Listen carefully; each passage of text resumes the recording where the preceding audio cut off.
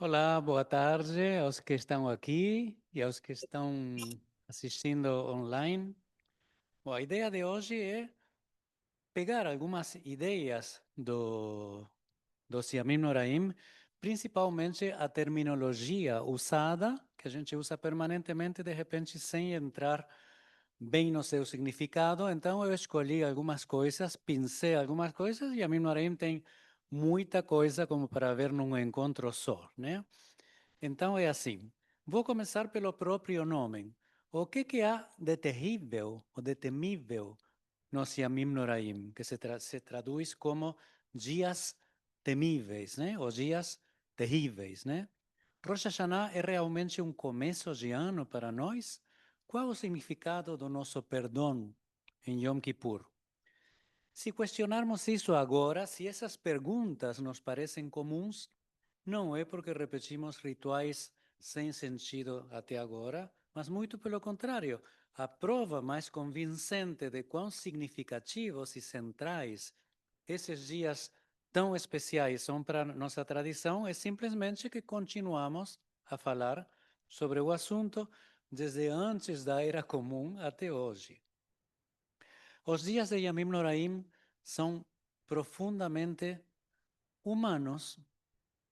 As leis, tradições, costumes nos ensinam que mesmo com nossos medos e outros freios, possuímos a capacidade de nos aceitar como somos, possuímos a capacidade de reparação, de pensar nos outros e assim continuarmos a crescer independentemente da nossa idade. Por isso é legal mergulhar um pouco na análise de algumas dessas tradições ricas em símbolos, valores, ideais e principalmente sentimentos. Olá, bem-vindas. Podemos ver também que as tefilot, as rezas do Yamim Noraim, podem não serem tão estranhas para nós e, pelo contrário, se aproximando delas, podemos senti-las muito próximas e que expressam coisas nossas, que até podem nos ajudar a colocar em palavras o que achamos difícil de verbalizar, de pedir. Como a ideia principal dessa época é a renovação, o ideal seria que a experiência do processo possa levar a ações transformadoras, que aquilo sobre o qual refletimos produza uma mudança concreta, por menor que seja. É isso que a data pretende de nós, que a gente esteja bem, que a gente saiba como estar melhor do que no ano passado. Claro que nem todos os aspectos desse processo do Siamim Noraim, que até começa 30 dias antes, no início do mês de Elul, são possíveis de ver num encontro só, mas vamos vendo o que for possível. Vamos entender, definir alguma das terminologias usadas nesses dias. O sentido, ou os sentidos, porque existem diferentes formas de judaísmo que se aproximam com diferentes leituras, né? Aos símbolos, às tefilot, à própria teologia. Até no Mahzor do movimento reformista, que é de 2015, chama Mishkan HaNefesh,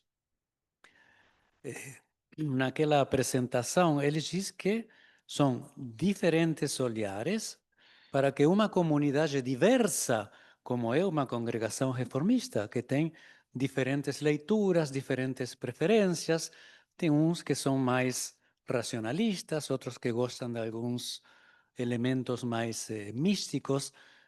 O fato de sermos liberais, no sentido não econômico, no sentido como pessoas, significa que aceitamos que existem diferentes tipos de approaches, diferentes tipos de pessoas, de ideias, mesmo que sejam muito diferentes das nossas, né?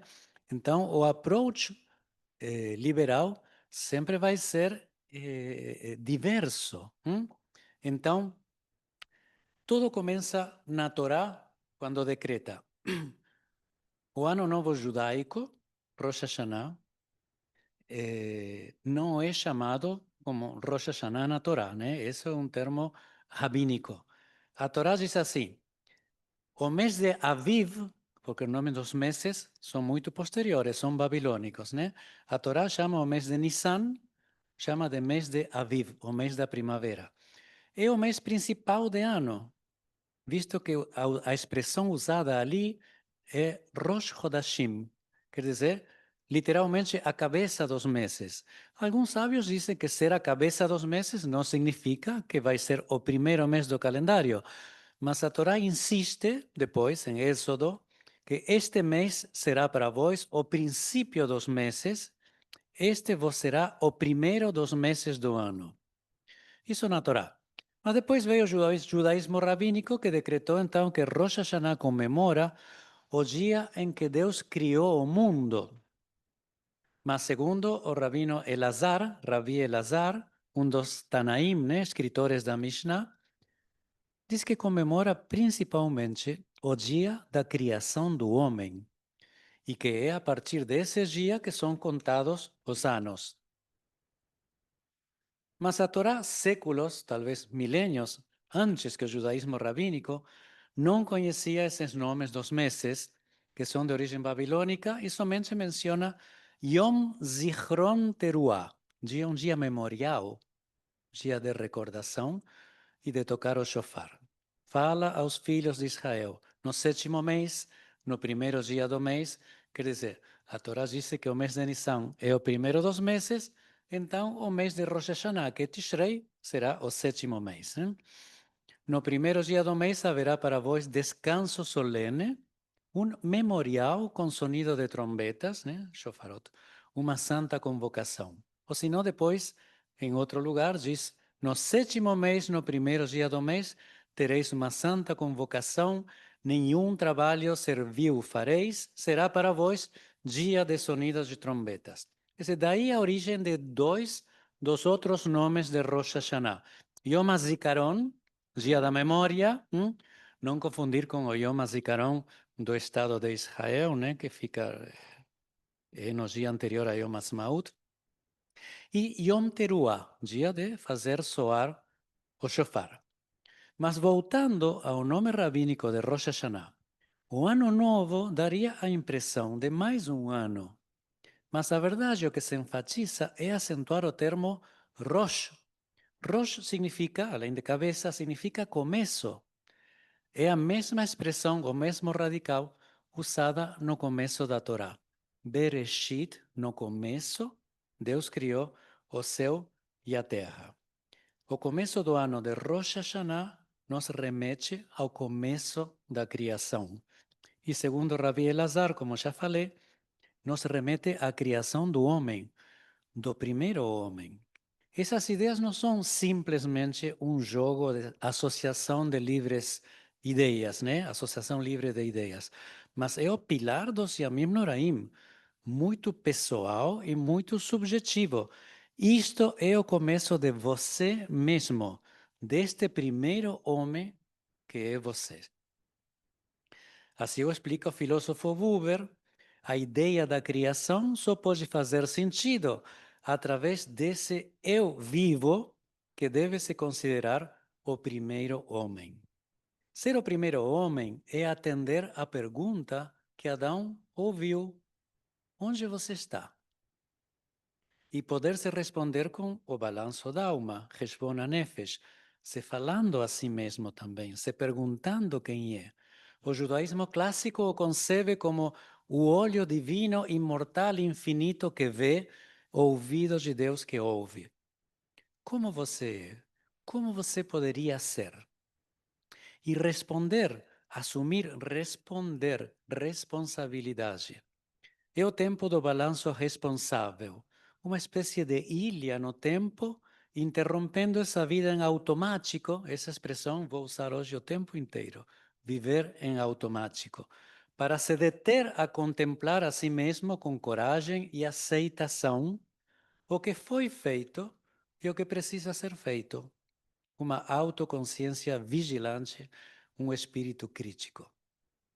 E nessa diferença entre um ano novo, mais um ano, e o começo de um novo ano, estão várias ideias primordiais.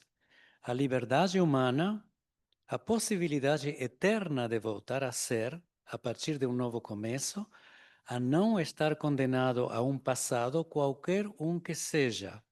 Esse voltar para um novo começo em atitude pura, virginal, é o que se chama Teshuvah. Isso que é Teshuvah. Teshuvah é retorno. Yemei Teshuvah, dias de retorno. O judaísmo te diz, mesmo um dia antes da tua morte, você pode retornar. Os portões do retorno nunca se fecham. Retornar, responder, em hebraico se conjugam com o mesmo radical numa mesma expressão, Teshuvah. O homem que se pergunta se é capaz de se responder com autenticidade é também o homem que retoma, que recupera seu poder de recriação. Traduzir como retorno expressa melhor a ideia judaica de Teshuvah do que traduzir como arrependimento.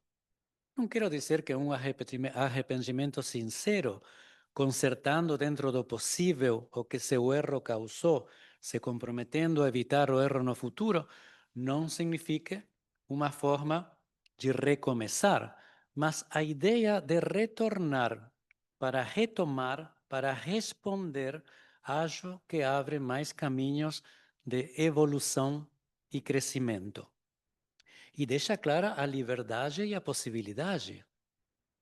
Ideias fundamentais que devemos ter presentes para atenuar as ideias tradicionais da ameaça. Será que eu vou viver? Será que serei inscrito no livro da vida? Será que vou viver bem? Como tantas outras ideias judaicas, devemos saber que não são ameaças. No final, sempre se deixa claro que você tem a liberdade, a possibilidade, a capacidade de mudar o tal de veredito divino. Diz a reza, o retorno, a reza e a procura de justiça, por tzedakah, mudam a severidade do veredito divino. Quer dizer, quando lemos aquele Unetaneto, que foi quem vai viver, quem vai morrer, como que vai morrer, mas no final, quer dizer, não é um decreto divino. No final diz, se você fizer direito, o decreto pode ser mudado. Quer dizer, a possibilidade sempre é nossa. Muito bem. Outro assunto que queria tocar rapidamente são alguns aspectos do uso do shofar. Shofar já conhecemos, é um chifre de carneiro, né? E ele, o que chama a atenção, que dos instrumentos bíblicos, tem uns 70 instrumentos na Bíblia, muitos a gente não sabe o que são, os investigadores, os musicólogos, geralmente entendem a que se refere no Tanakh quando fala de um instrumento, porque comparam com instrumentos antigos que os povos vizinhos usavam na época, né? Em todo caso, o shofar é o único instrumento de todos os que eram usados no grande templo, por exemplo, que tinha uma grande orquestra de instrumentos, tinha até um órgão hidráulico, né? Parecido a um grego que existia depois, que chama hidráulos. O shofar é o único de todos que não é afinado. Ele não tem um tom só. Ele é um som claramente ancestral, uma coisa mais bruta, por assim dizer, né? Rústica. E por isso, justamente, eu acho que atinge tanto, chama tanto a nossa atenção, porque o shofar está feito para chamar a atenção.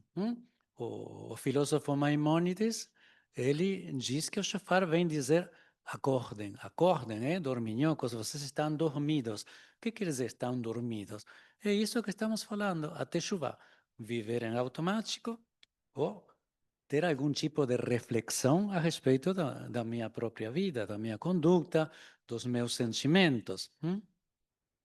Muito bem. Ele é tocado durante todo o mês de Elul, antecipando o processo este dos Yamim Noraim, como para que a gente tenha um mês para ir acordando. E aparece também na Torá, por primeira vez, na revelação da Torá no Monte Sinai.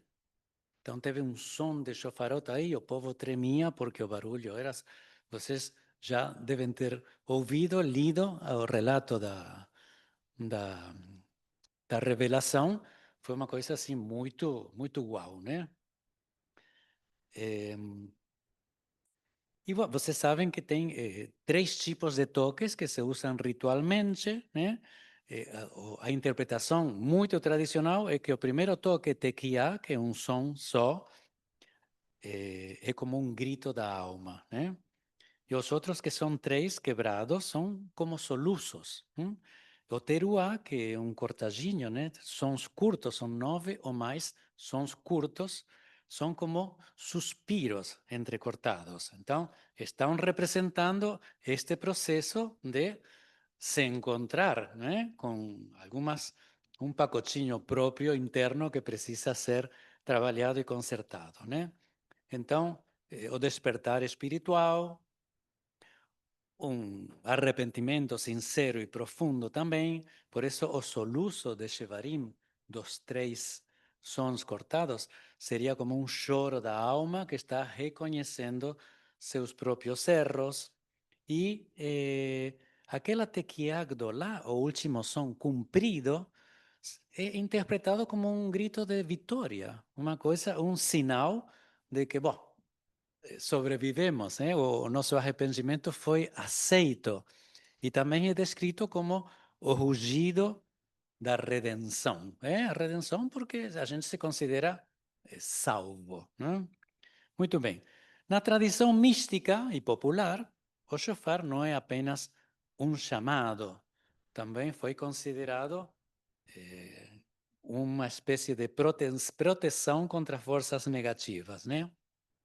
A Kabbalah e o Midrash mencionam que o som do shofar confunde e afasta o Satã.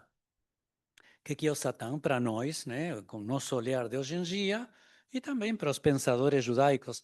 É uma força que tenta impedir o povo de fazer teshuvah.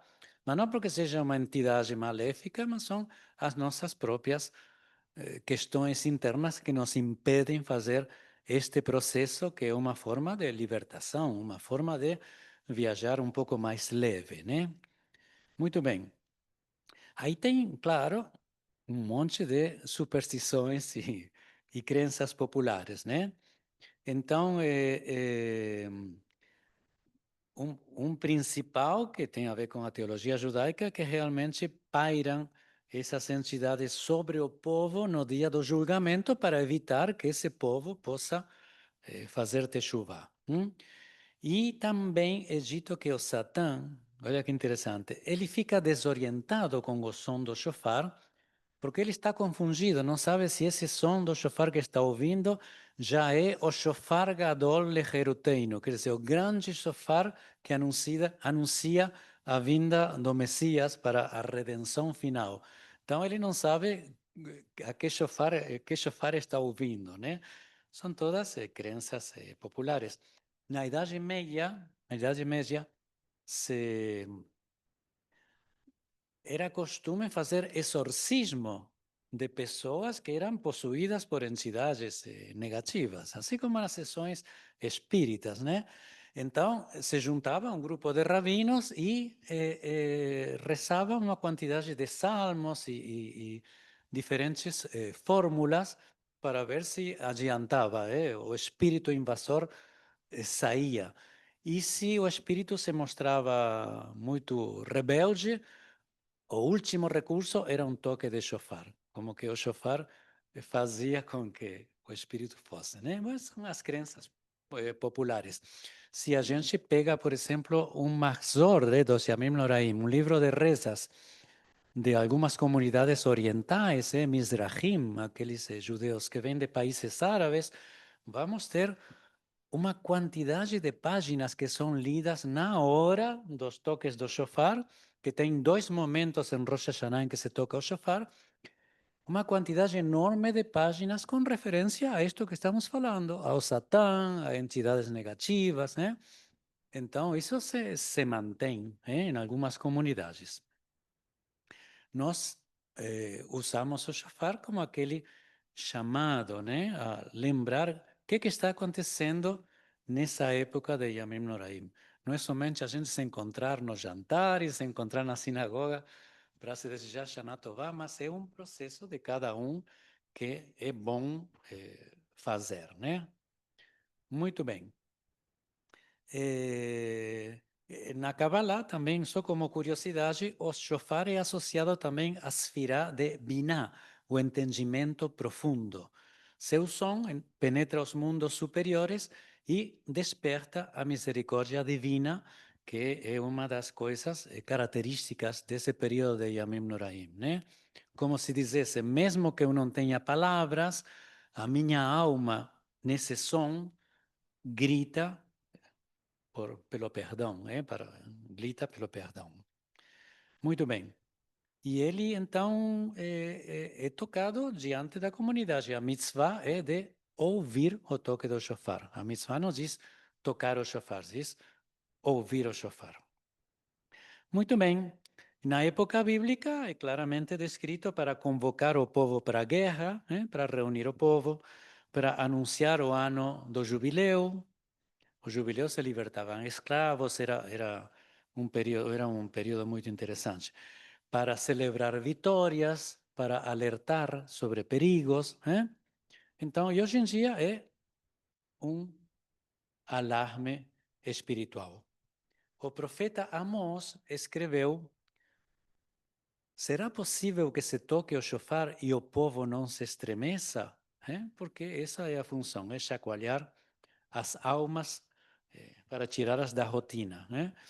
E também o shofar nos traz a lembrança do sacrifício de Isaac, Yitzhak, a grande prova a que foi submetido o nosso primeiro patriarca Abraão. Isso não deixa de ser um símbolo, não, que não está escolhido por acaso. A leitura da Torá que conta o sacrifício de Isaac, porque o ser está sempre sendo submetido a provas, né? E nessa época, então, lembramos principalmente disso, né?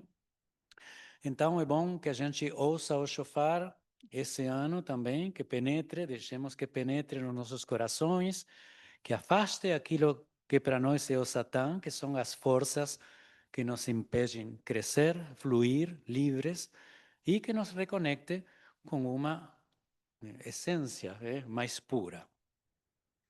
Isso do que o shofar, vocês lembram que na história do sacrifício de Isaac, aparece quando Abraão está por sacrificar seu filho, aparece um anjo do céu que chama Abraão, Abraão, não faças nada ao rapaz, né, que Deus já viu, que você passou a prova, né? E aí, nesse momento, Abraão viu que tinha um carneiro com os chifres enrolados num arbusto e fez o sacrifício do bicho. Então, o shofar lembra, claro, porque o shofar é um chifre de carneiro, ou pode ser de antílope, aqueles grandões assim, né? Então, isso de que o shofar nos remete ao sacrifício de Isaac, nos dá um gancho para um outro assunto que queria também comentar rapidamente, que são as leituras da Torá nos 2 dias de Rosh Hashanah. Em Rosh Hashanah são lidos textos do Gênesis que relatam momentos muito importantes, fundamentais na vida do nosso primeiro patriarca Abraão. Nome que na própria Torá se explica como que significa pai de muitos povos. E foi mesmo, ele teve 2 filhos, Ismael, né? Ismael e Isaac. Primeiro nasceu Ismael, filho da serva egípcia da Sara, né? A serva se chamava Hagar. Depois que nasceu Isaac, filho da Sara. Nasceram e conviveram até que seus caminhos se bifurcaram. A Sara exigiu que Ismael e sua mãe Hagar saíssem da casa, não podiam conviver. O texto narra com respiração contida e breves palavras a partida deles. Então se levantou Abraão pela manhã, de madrugada, e tomou pão e odre de água, e os deu a Agar, pondo-os sobre seu ombro. Também lhe deu o menino e a despediu, e ela partiu, andando errante no deserto de Beersheba. Muito triste e silenciosa cena. Nada diz sobre os sentimentos de Abraão, só descreve seus atos, mas esses detalhes dizem tudo o que não está dito. E continua, e consumida, já no deserto, a água do odre, lançou o menino, Agar, lançou o menino debaixo de uma das árvores e foi assentar-se em frente, afastando-se à distância de um tiro de arco, porque dizia que eu não veja morrer o menino. E assentou-se em frente, levantou a sua voz e chorou. E ouviu Deus a voz do menino e bradou o anjo de Deus a Agar desde os céus e disse-lhe: Que tens, Agar? Não temas, porque Deus ouviu a voz do menino desde o lugar onde está. Ergue-te, levanta o menino e pega-lhe pela mão, porque dele farei uma grande nação. E abriu-lhe Deus os olhos, viu um poço de água, e foi encher o odre de água e deu de beber ao menino. E era Deus com o menino que cresceu, habitou no deserto e foi flecheiro.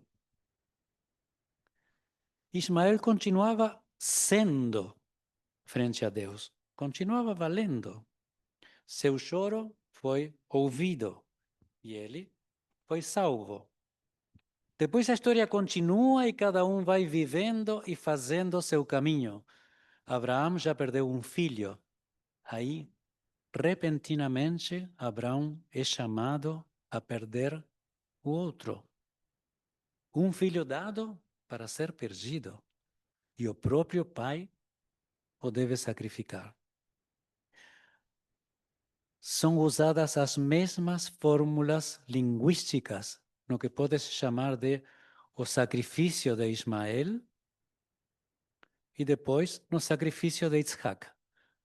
Também aqui diz: então se levantou Abraão pela manhã de madrugada e albardou o seu jumento, tomou consigo 2 de seus moços e a Isaque, seu filho, cortou a lenha para o holocausto, levantou-se e foi ao lugar que Deus lhe dissera. E novamente, à beira da morte, a criança é salva por uma voz divina. Mas o anjo do Senhor lhe bradou desde os céus e disse: Abraão, Abraão, e ele disse: Eis-me aqui.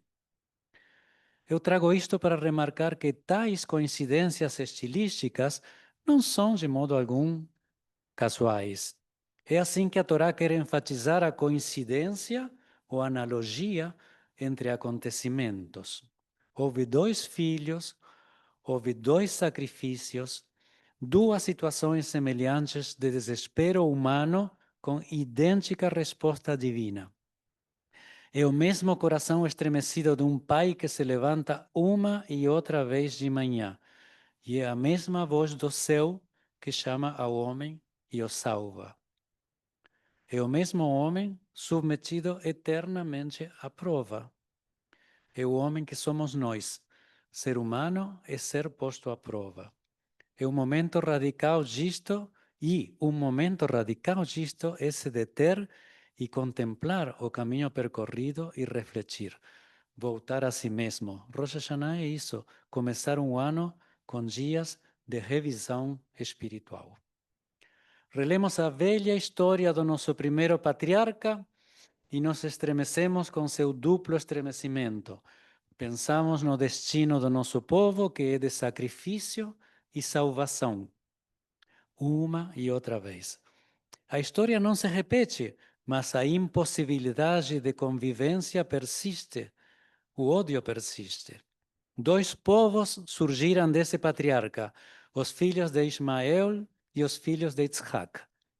E esse velho muro entre eles, que a cada tanto pareceria poder se superar, e em outros momentos pareceria inexpugnável, insuperável.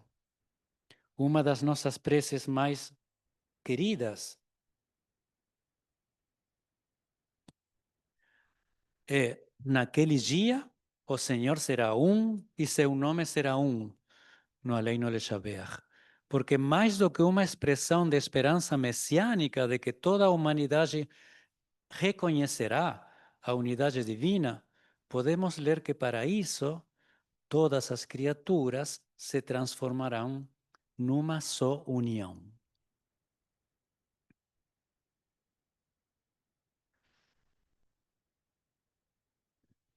E o último assunto, mais suculento, mais sério também, é uma... Eu tomo um galinho d'água assim. Muito, muito, muito obrigado.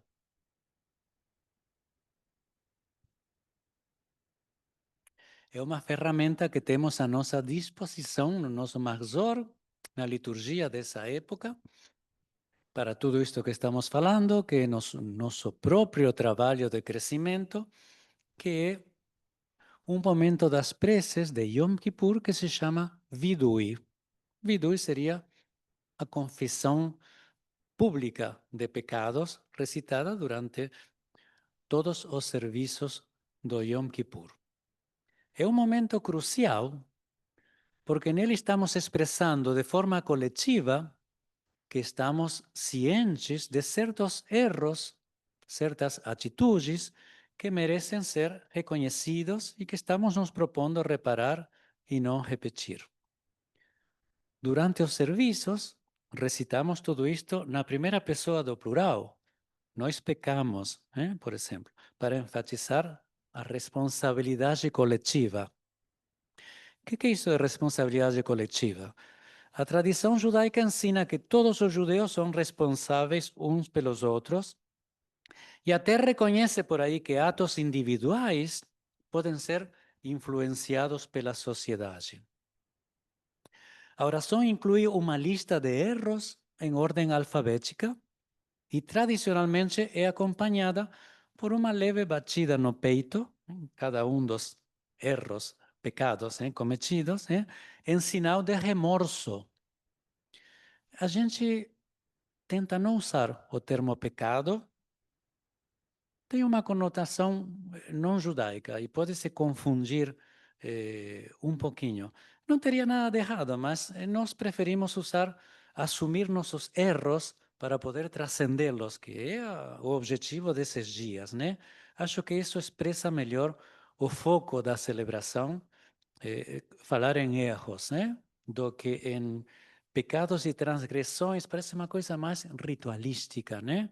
Vocês sabem que nós temos, como diz o judaísmo, temos as transgressões entre nós e Deus, né? Ben Adam Lamakom se chama, que são as coisas que não cumprimos das leis que Deus mandou fazer ritualísticas, a Kashrut e o Shabbat e todas essas coisas. E tem as outras que são Ben Adam Lachaveró, entre as pessoas, que são as coisas que temos que preferencialmente nos ocupar de acertar, né? de tentar consertar. Se a gente identificou que provocamos algum prejuízo a alguém, é uma boa época, então, para se aproximar, tentar consertar e pedir perdão, né? Mas tem que ficar claro que a responsabilidade coletiva, isso que nós falamos em plural, esses erros, é a congregação que diz nós pecamos diante de você, não vai ser quem vai, a responsabilidade coletiva não vai fazer o nosso trabalho espiritual, porque o balanço da alma, né, Heshbon HaNefesh, é um processo individual. Isso não vai depender de recitar palavras previstas batendo no peito somente e tchau, até o ano próximo, né? Então, mas vai depender da reflexão solitária sobre o conteúdo dessas palavras e a nossa atitude em relação a isso. Na imaginação popular, que está refletida numa das principais preces de Yamim Noraim, né? Deus juiz é representado como um pastor que revista suas ovelhas uma a uma, Frente a Deus, cada um é um. Frente ao nosso balanço da alma, cada um é um. Também o propósito do Vidui não é fazer que Deus saiba que a gente errou. Ele já sabe. É principalmente um trabalho de autoanálise, de autoconhecimento. Trata-se de um dos principais momentos do processo. Se eu mesmo nem estou sabendo que eu fiz alguma coisa de errado, nem percebi, ou eu sei, mas deixo para lá porque não me importa, ou eu tento esconder porque não consigo assumir que é a coisa humana de que tem coisas que fazem a gente se sentir tão mal de enfrentar que prefere não entrar muito nisso, né? Então, isso realmente é o que se chama viver em automático, né? Não ter autoconhecimento, autorreflexão. Como poderia eu melhorar alguma coisa em mim mesmo sem tomar um conhecimento consciente, com coragem, né? Do que eu faço, do que eu fiz, né? E aí poder trabalhar sobre isso. É preciso coragem e tem que lembrar que também precisa compaixão, porque não é para eu me chicotar por ser um ser humano que erra. Todos erramos. Então, isso é compreender o que é Teshuvah. Voltar para recomeçar naquilo que decido melhorar. Teshuvah é resposta também. Responder, que é responsabilidade. Soa muito mais construtivo do que simplesmente se arrepender, eu acho. Arrependimento está incluído, mas fazer esse trabalho, eu acho que vai mais fundo e pode produzir frutos mais benéficos, né? Encontramos no Vidui, vou mencionar só algumas, várias categorias de erros e vemos que algumas evidenciam traços de personalidade. Por exemplo, tem uma que diz Al-Het Shefatanu Lefaneja Bekishui Oref. Quer dizer, pecamos pelo pecado que pecamos diante de ti, por um pecado de coração duro, né? Insensível. A expressão hebraica Kishui Oref se usa na Bíblia para se referir ao povo, né?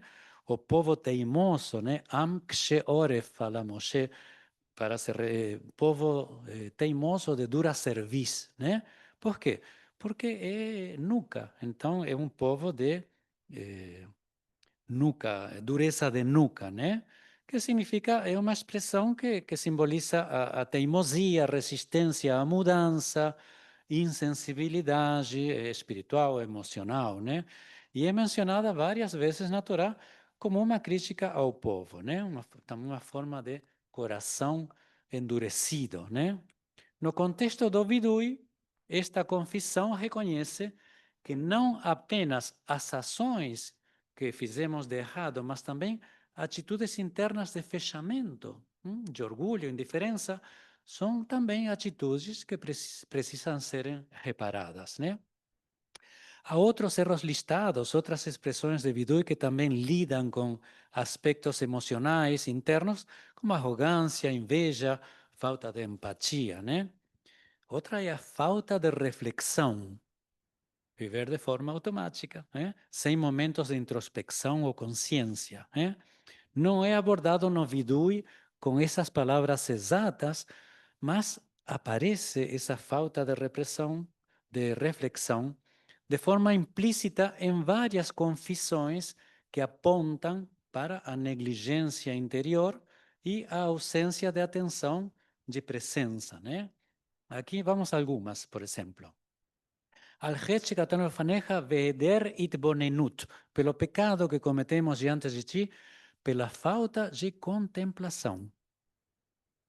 Não aparece no Maxor que nós usamos aqui na área, mas aparece na maioria dos outros Maxorim, né? Então, há outra que diz Betifshut Pe, uma espécie de pelo pecado que cometemos diante de ti, pela tolice da boca.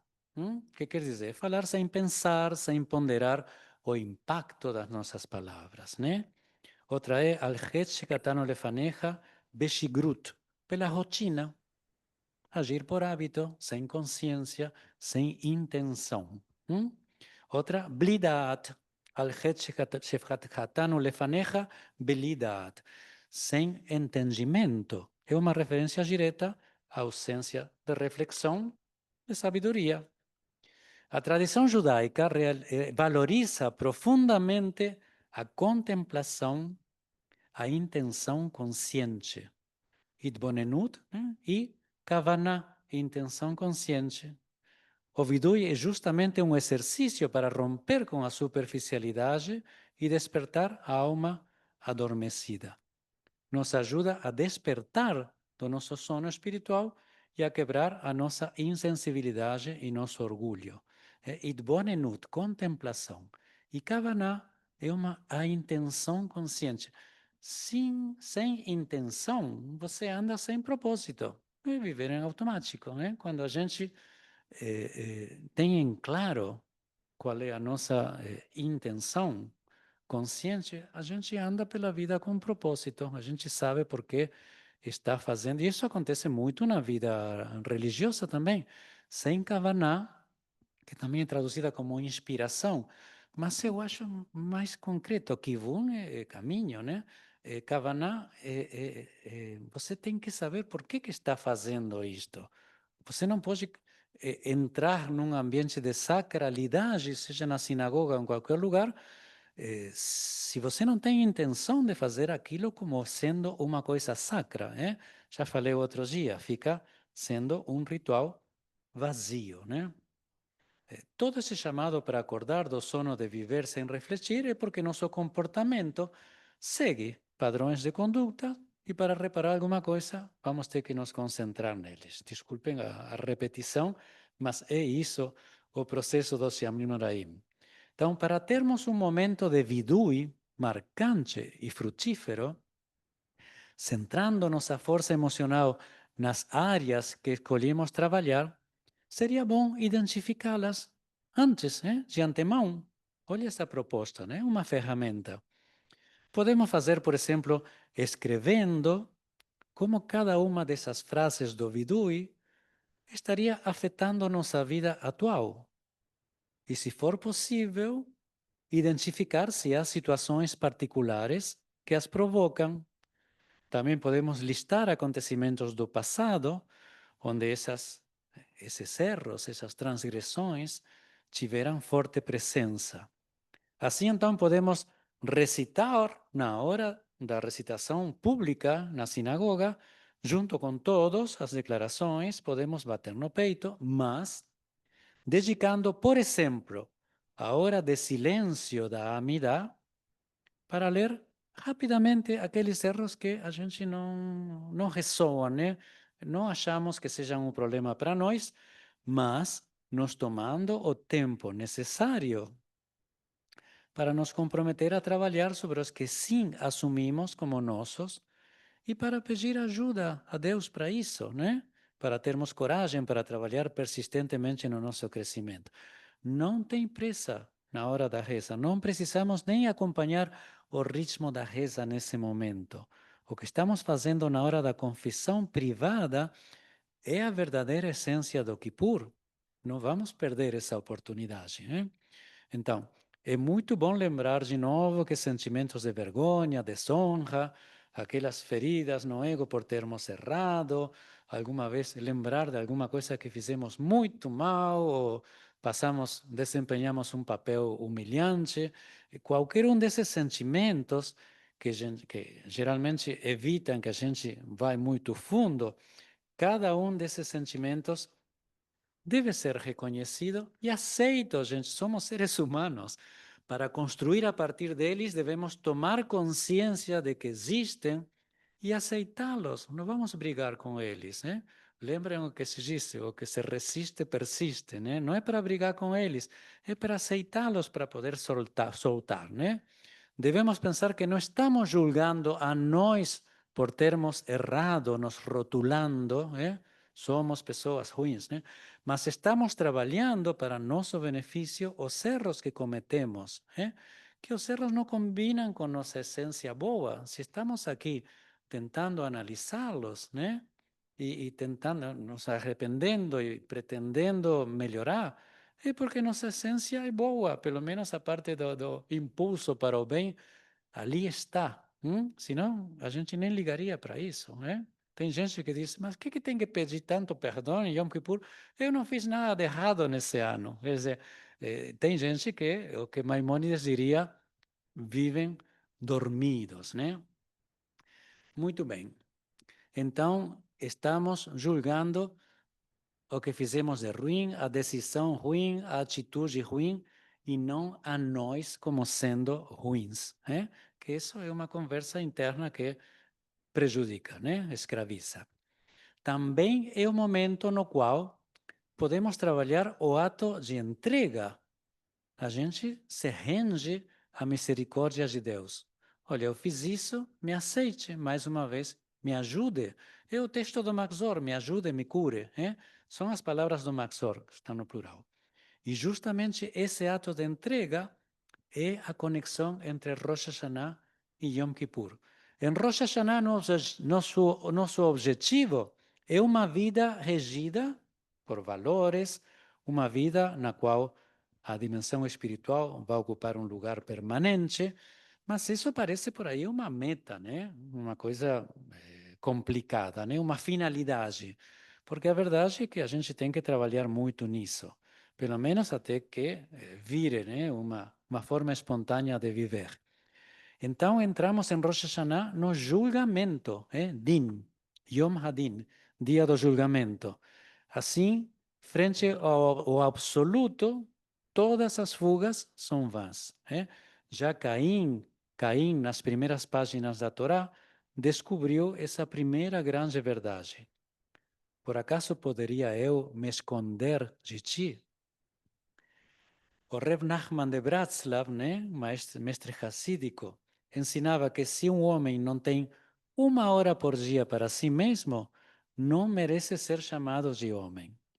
Isso significa um encontro sincero com a própria alma. Essa reflexão é o desejável.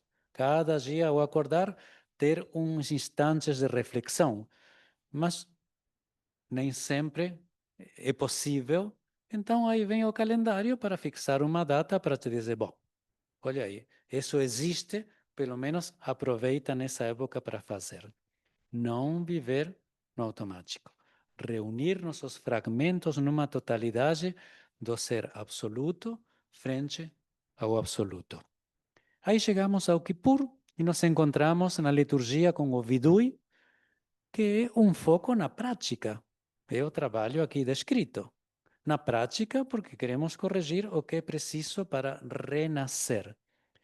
Renascer nos leva ao útero, que em hebraico se chama Rechem.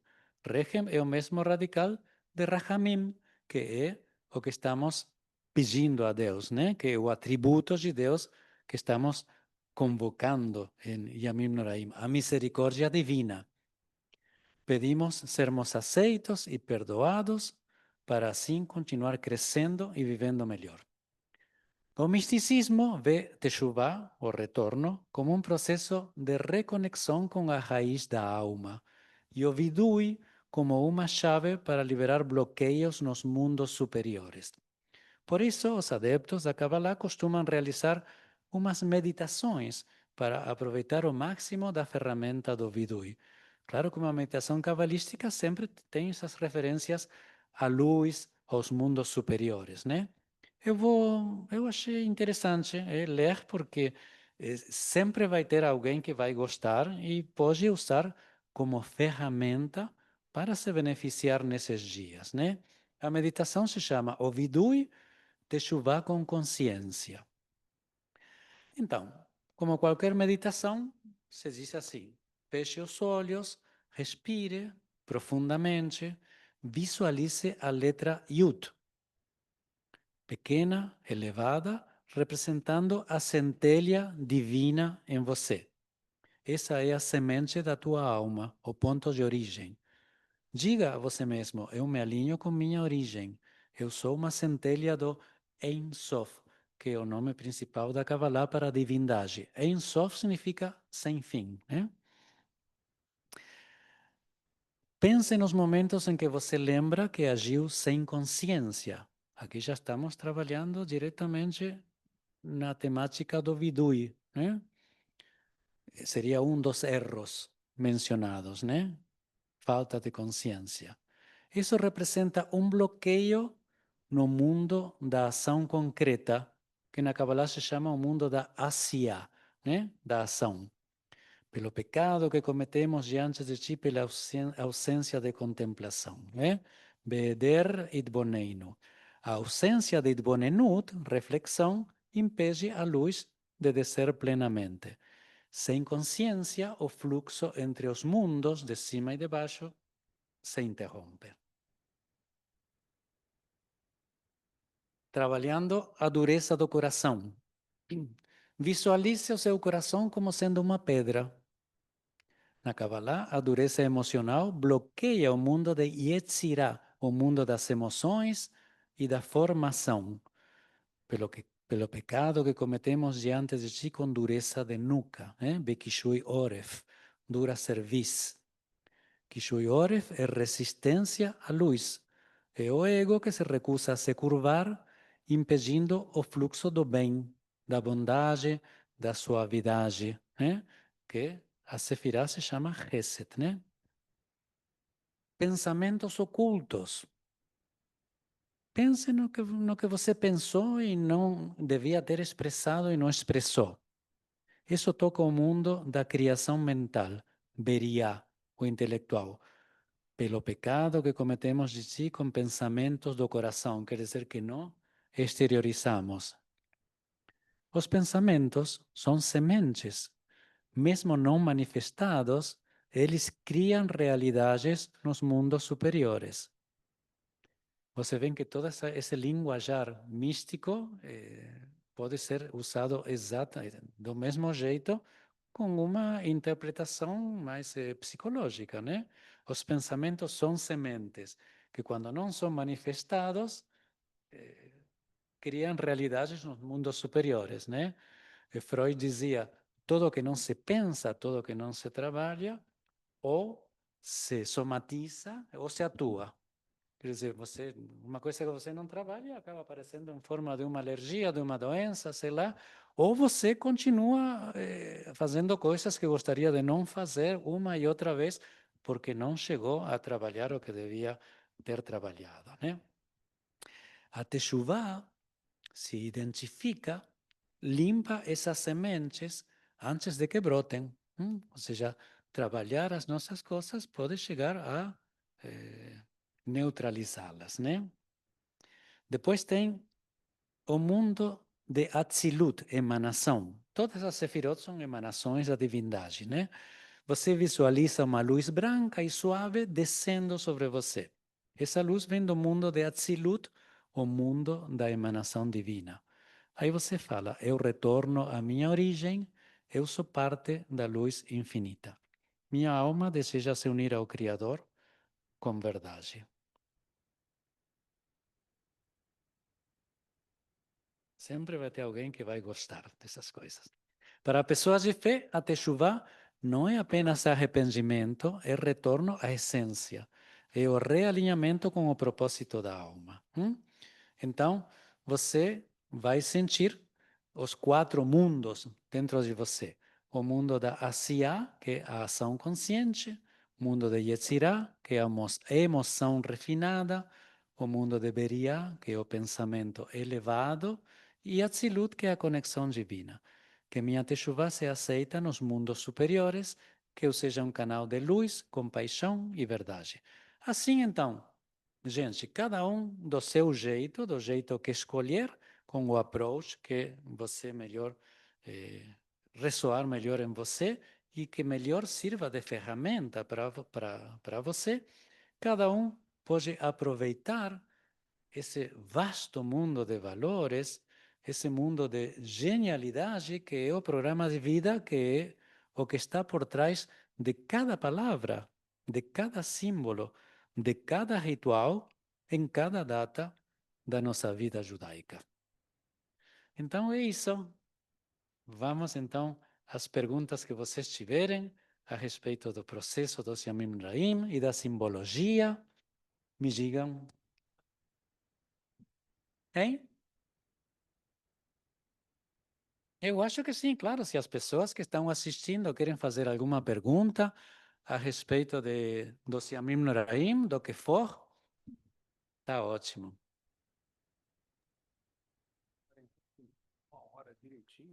Uma hora.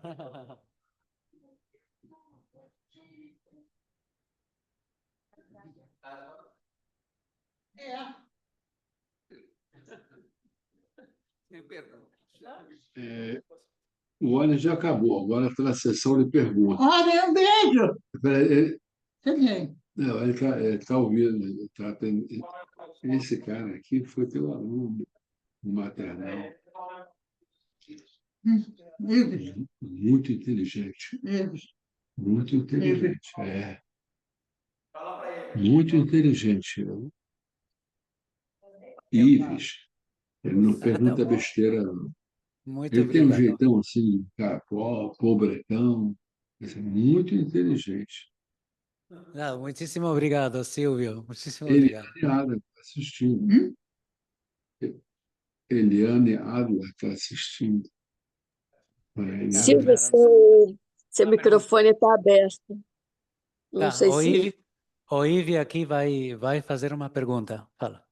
Primeiro, eu queria celebrar a presença do Oren aqui, do Ah, Rabino Oren, obrigado. que realmente é um prazer, um privilégio poder conversar assim tão de perto, né?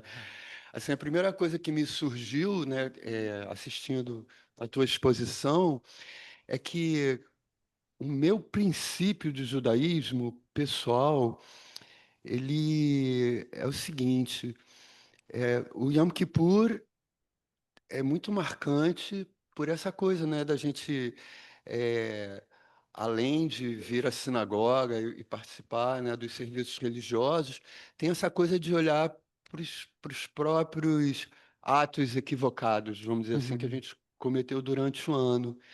E eu, pessoalmente, assim, eu não me considero uma pessoa muito religiosa, mas desde muito cedo, assim, eu percebi que todo dia poderia ser um dia de Yom Kippur. Claro. E eu acho assim que, pessoalmente, o meu judaísmo ele passa por aí. Uhum. É, então eu tenho essa coisa, eu nunca tinha me tocado assim da relação de importâncias, entendeu?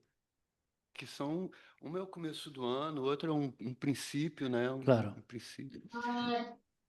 E outra coisa também, assim, que eu gostaria de falar que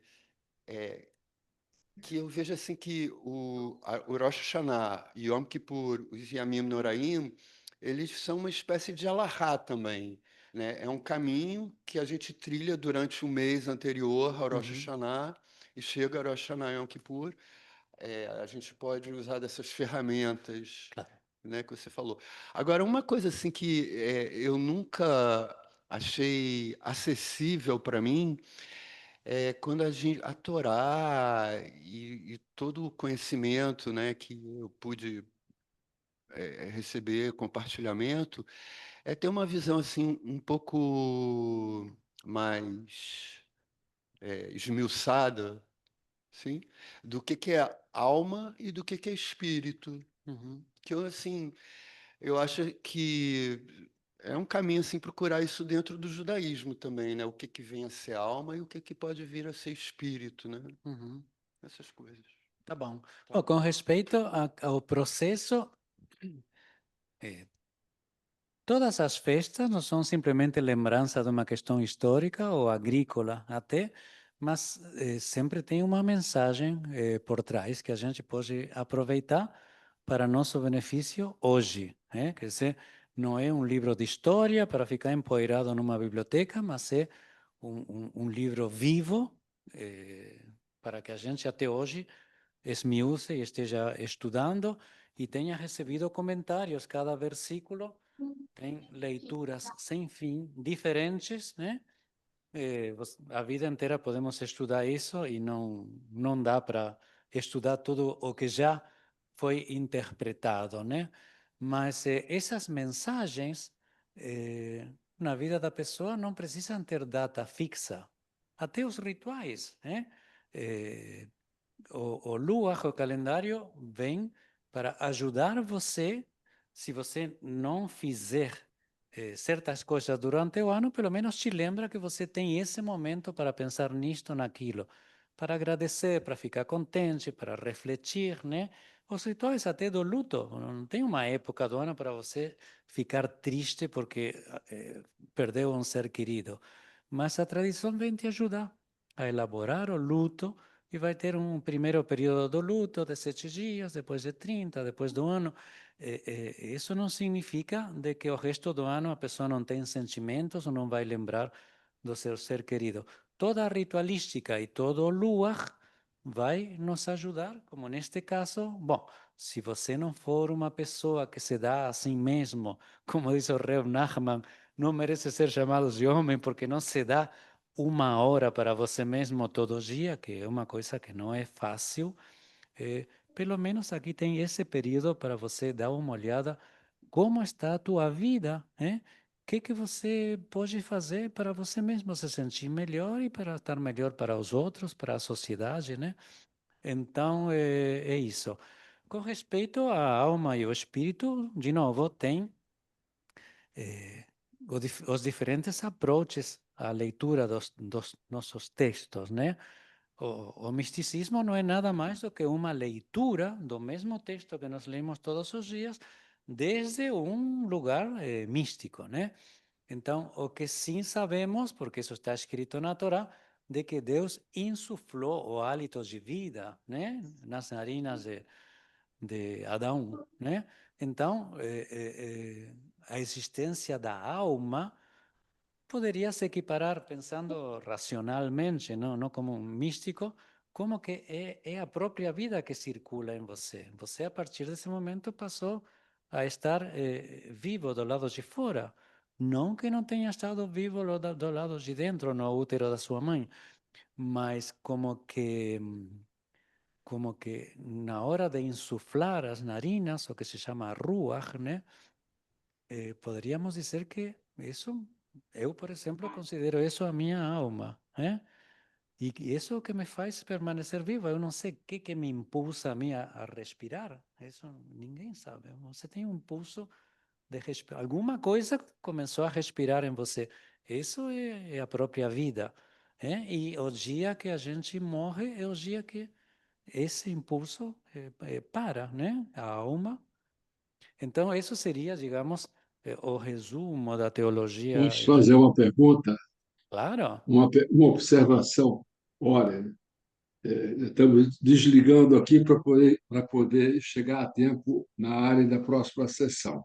Mas Ah, antes de desligar, é um prazer poder ouvi-lo nessa continuidade de aulas, de apresentações que você tão bem apresenta.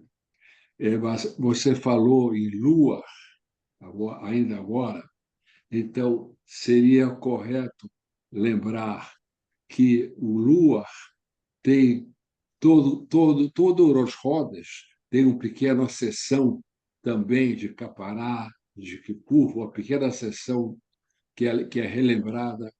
Se alguém esquecer, e eu me incluo muito nisso, se esquecermos da recomendação da pergunta do Rebbe Nachman, é, então todo início do meio judaico tem no ritual a lembrança de um pequeno Kippur, Kippur Katan. Seria correto isso? sim, sim, sim, perfeito. Sim, sim, sim, sim. E o negócio da alma, a gente tem que saber que toda a ritualística do luto, por exemplo, que todo mundo respeita com muito cuidado, tudo isso tem a ver com a teologia judaica tradicional de que acontece com a alma quando a gente morre, né? Então, toda a ritualística, todos os momentos e os cuidados, o que se faz com o corpo, eh, eh, tudo, inclusive as proibições tradicionais da cremação, tudo isso tem a ver com o processo da alma sair do corpo. Então, existe uma teologia judaica tradicional e todo mundo respeita, mesmo que muitos judeus, né, não ortodoxos, não nutram essa parte mais mística ou até o negócio da própria alma, né? Mas a ritualística permanece, né? O cuidado. É isso. Muito bem. Alguma outra pergunta? Um comentário em relação ao que você falou do coletivo, do Sim. Vidui, né? Acho que é interessante. Uma questão que todo mundo faz o Vidui em conjunto, Sim. né? Então, de uma maneira, a gente assume que, como você falou, mesmo que eu não tenha feito um daqueles N pecados, Sim. né? Eu assumo que alguém da comunidade pode ter feito, né? Então, isso é no coletivo. Mas, por outro lado, também tem, eu acho que uma intenção do coletivo é que, quando feita essa conscientização no coletivo, algumas pessoas, talvez, que se sentissem, vamos dizer, acanhadas ou Claro. não fazê-lo, quando você vai fazendo no coletivo, ele acaba também fazendo vamos dizer, a confissão que seja, Claro. junto do coletivo, que talvez sozinho não o fizesse. Claro. Isso é uma Sim. coisa interessante. Existem detalhes que eu não comentei porque não fazem parte da nossa forma, né? Mas até está previsto que a pessoa, por exemplo, que envergonhou alguém publicamente, corresponde que ele peça desculpa publicamente também. E tem outras coisas que têm a ver com coisas muito pessoais, que então isso não precisa confessar publicamente. E assim tem várias dessas coisas, mas já estão na halajá tradicional, né? É engraçado, mas claro, a força do coletivo é muito importante, sempre é estimulante, né? A gente vai junto. E um outro comentário, você falou muito de kavaná, de Sim. intenção. Agora, me pergunta assim, será que para kavaná, o que você viria primeiro, a kavaná ou a emuná, a fé? Será que para ter kavaná, Na no caso verdade, a fé, digamos, sempre ajuda qualquer processo. Qualquer coisa destas que você fizer com fé, sempre vai funcionar muito melhor. Depende dos níveis também. Tem gente que fala não em fé, porque a própria, nem o Shema Israel diz acreditarás em Deus, diz amarás teu Deus, temerás teu Deus, todas essas coisas, né? Mas existe um conceito muito interessante no judaísmo que é a consciência de Deus.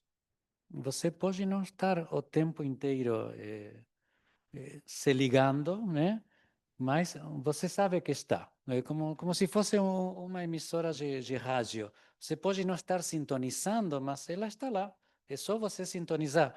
O judaísmo diz que Deus está onde você deixa entrar. Se para você não existe, Deus não existe. Né? Então, o judaísmo tem uma coisa que é a consciência de Deus. Isso pode ajudar muito no processo, sem dúvida.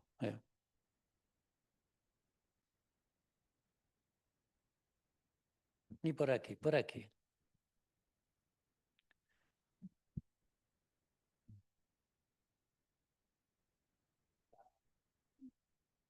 Mas dando continuidade à pergunta dele, qual que vem primeiro, a Kavaná ou a Emuná?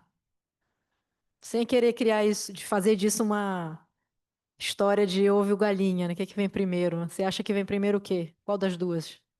Se é que tem uma ordem, né? Acho que não tem uma ordem, mas eu insisto que se você tem fé, tudo isto que estamos fazendo fica mais fácil e tem mais força, né? Agora, você ter uma intenção no sentido de você saber que de bom você quer para você, para teu dia, para tuas coisas, isso é fundamental. De novo, uma pessoa que declara uma intenção, ele vai fazer o que fizer com propósito, com essa intenção. Isso é muito, muito, muito importante. Independentemente do nível de fé que ele tenha, né? Mas, de novo, você assumir, né, com uma intenção, o que você quer da vida, das coisas, de você, de seu dia, é muito, muito importante, muito importante.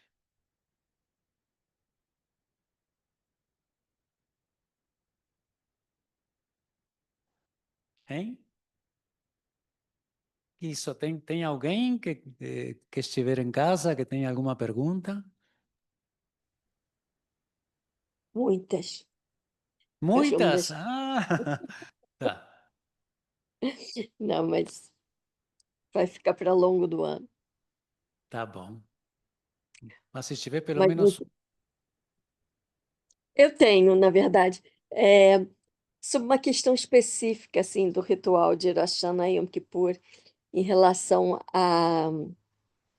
ao uso de couro e questões relacionadas à vida, né?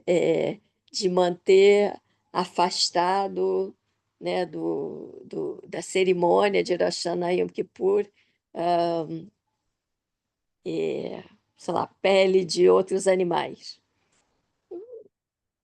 O que é isso exatamente?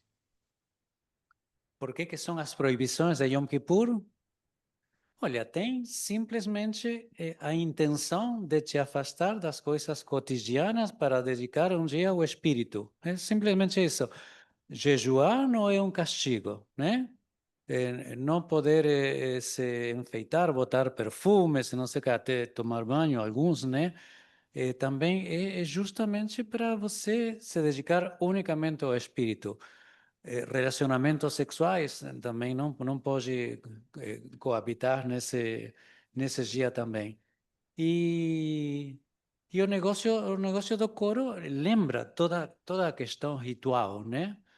Então, pois, unicamente por causa disso. É para você se manter afastada da sua cotidianidade, toda aquela coisa da avodá, né, que muito se concentra tanto naquela coisa do sumo sacerdote, pedir perdão, uma vez por ano pronunciar o Shema Meforash, né, o nome o impronunciável no Kodesh HaKodashim do templo. Tudo isso são lembranças de um contexto, né? Mas o que ficou, o que sobrou, é mais do que nada você poder se dedicar unicamente às questões do espírito. De novo, o jejum não é um castigo, é você tentar conseguir dominar necessidades materiais, né? E é isso. Tem toda aquela coisa também do sacrifício que se fazia de um bicho, né? O bode expiatório que se mandava para o deserto também, que carregava todos os pecados. Todas essas coisas são simbologias, são da Torá, mas são coisas de um contexto de época também, porque essa religião da Torá, sacrificial de sacerdotes, tudo isso depois que se destruiu o segundo templo, os rabinos consideraram que já estava, né? Não tem mais sacrifícios, não tem. Eles inventaram essa religião que a gente conhece hoje, né? Mais de estudo, de reflexão, né? Religião portátil, que não depende de lugares onde realizar sacrifícios e de intermediários, né? Então, toda essa simbologia de Yom Kippur, que é porque, na verdade, o Talmud, apesar de que é uma nova religião, o Talmud fala da realidade deles como sendo um parêntese entre a destruição do templo e a chegada do Messias, onde se vai se reconstruir o templo para voltar a realizar os sacrifícios. Então, daí que tem gente que inclui a lei oral, né, como praticamente igual que a lei escrita. e que anseia pela reconstrução do templo e que voltem os sacrifícios e tudo isso, né? Por isso o Talmud, a Mishnah se estende tanto nas leis dos sacrifícios e tudo isso lá. Mas a realidade é que isso é um pouco difícil de acontecer e nossa religião hoje é diferente, é outra. Era terceirizada, claro. Porque cada um podia matar um bicho, tinha que levar o bicho para o Cohen, para ele sacrificar, para agradecer, para pedir, para o que for. Para cada coisa tinha sacrifícios. Alguns eram vegetais, mas a maior parte eram de animais, né? Então, é isso. Em Yom Kippur tem muita dessas lembranças, dessa simbologia, né? A Capará, claro que fazia assim, o bicho que ia carregar em Yom Kippur, sim, sim.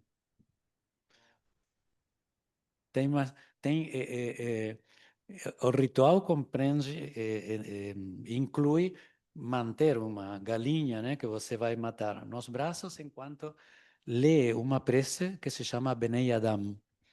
Então tem um dito que é em Yiddish que diz ele estava ficou com cara de galinha em Bnei Adam, como a galinha estava olhando o texto esse, sabendo que ia ser sacrificada, né? Diz ele ficou com cara de galinha em Bnei Adam. Que na cabeça dando voltas. Eu estou pensando, agora eu ia fazer assim, ó. Eu estava pensando aqui na questão da Kavaná e da Emuná, né? Eu não vejo muito como separar as duas coisas, porque se você tem fé, Emuná, né? E se você tem uma maneira, se você conhece uma maneira de alimentar essa tua fé, você tem que seguir esse procedimento com Kavaná. Sim, claro. Então, eu acho que assim, as duas coisas se retroalimentam.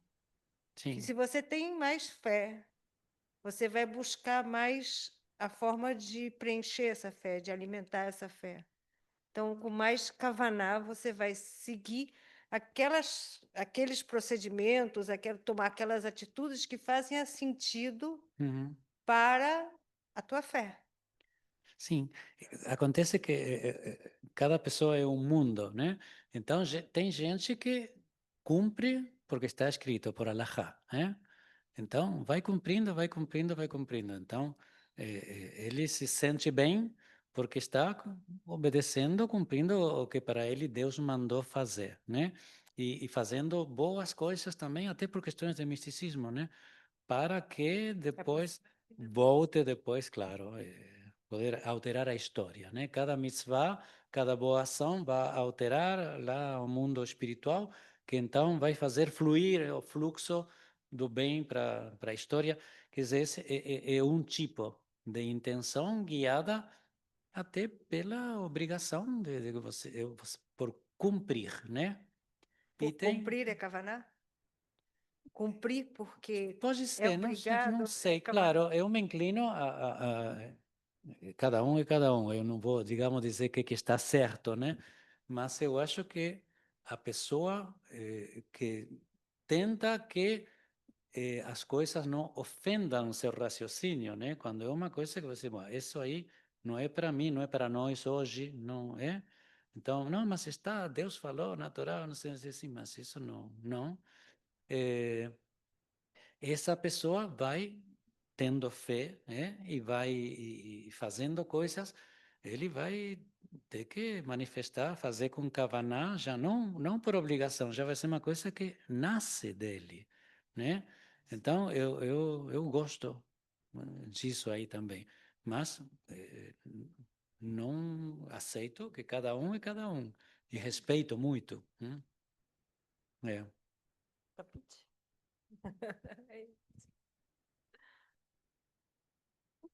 Muito bem, gente. Então, são 6h25.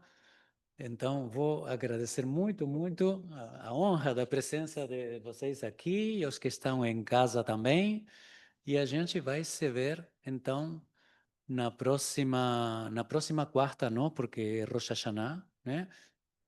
Na outra quarta, Yom Kippur, com Nidrei. Sim, então daqui a 3 semanas a gente continua com esses nossos estudos. Se vocês tiverem interesse em algum assunto, eu já falei, vocês me digam, a gente pode tratar esse assunto, seja uma vez ou seja alguma coisa que demore vários encontros, como uma questão histórica. Sei lá, já me aconteceu de falar sobre sionismo, por exemplo, a história do sionismo, dos pensadores sionistas, desde o contexto onde nasceu o sionismo também. Isso me levou 2, 3 meses de aulas semanais, né? Mas isso a gente vai vendo, né? Se não sempre tem, quando tem uma data do calendário próxima, a gente geralmente... Então, muito bem. Obrigado. Leshana Tová para todos. Para você, Shana Tová. Shana Tová.